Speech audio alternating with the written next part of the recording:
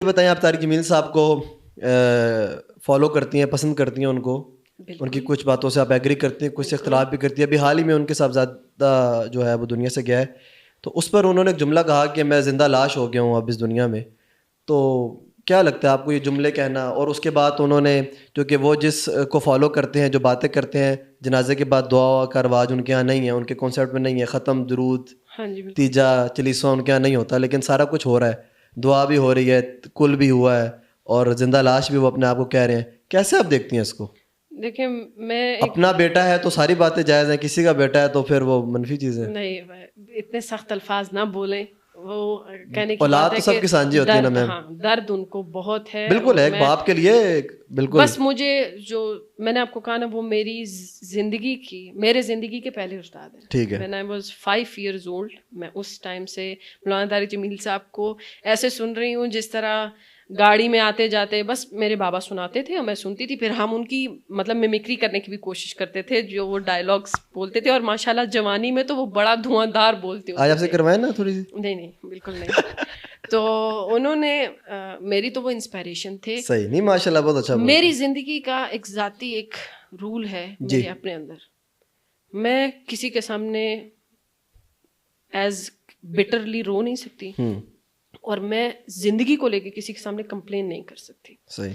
میری زندگی میں کیا چل رہا ہے یہ کسی کو پتہ چل جائے, اس میں مجھے اپنی توہین محسوس ہوتی ہے. مطلب سوائے اللہ کے کسی کو یہ پتہ نہیں ہونا چاہیے کہ میری لائف میں پرابلمس کیا ہے. اچھائیاں دکھیں کوئی ایشو نہیں ہے, پرابلم کیا ہے یہ کسی کو نہیں پتہ. یہ اللہ اور آپ کے دن میں بس یہ میرے اب ان کے اوپر میرے خیال سے جینون آزمائش جو ہے نا, وہ شاید ان کی زندگی میں قیامت ٹوٹی ہے, سیدھی سی بات, لیکن ان کی زندگی میں جینون آزمائش پہلی بار ہی آئی ہے شاید. صحیح.